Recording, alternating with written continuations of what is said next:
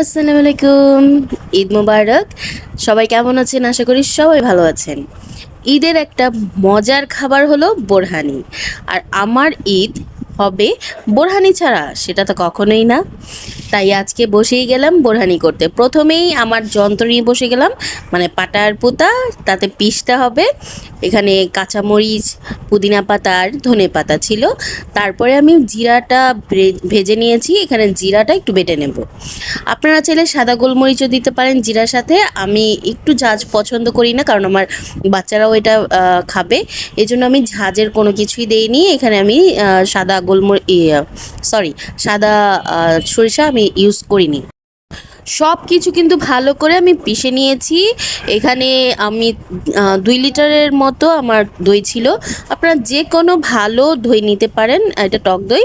তো আমি প্রথমেই একটা স্কুইড দিয়ে ভালো মতো স্কুইড করে এই কাজটা চাইলে আপনারা ডালগুটি দিয়েও করতে পারেন। আমি একটুখানি পানি অ্যাড করেছি এখানে, যাতে একটুখানি থিকনেসটা মানে পাতলা হয়। আমি বেশি পাতলাও করব না, আবার বেশি গাঢ়ও করব না, খেতে যেন কমফোর্ট ফিল হয় এরকম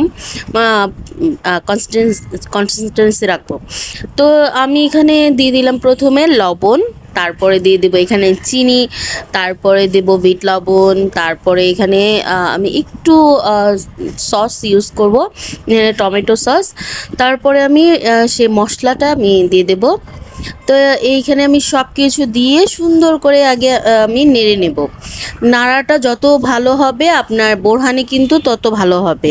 আর সব সময় একটুখানি চেষ্টা করবেন যাতে বোরহানিটার মশলাটা একদম ক্লিন হয়, তাহলে মানে একদম মিহি হয়, বাটার সময় যে খুব মিহি হয়, তাহলে কিন্তু মুখে পড়লে না বেশ একটা স্মুথ ফ্লেভার আসবে আর খেতেও বেশ ভালো লাগবে। তো যাই হোক, সব কিছু মিক্স করে এখানে আমি লবণটা চেখে নেব। তারপরে আমার হয়ে যাবে এখানে বোরহানি। সব সময় বোরহানিটা ফ্রিজে রেখে একটু চিল মোডে এনে তারপরে আপনারা ট্রাই করবেন, দেখবেন সব সময় খেতে কি ভালো লাগে আর একটা রিফ্রেশিং একটা ফিল আসবে। তো ভালো থাকবেন সবাই, আল্লাহ হাফেজ। এই ছিল আমার বোরহানির টিপস।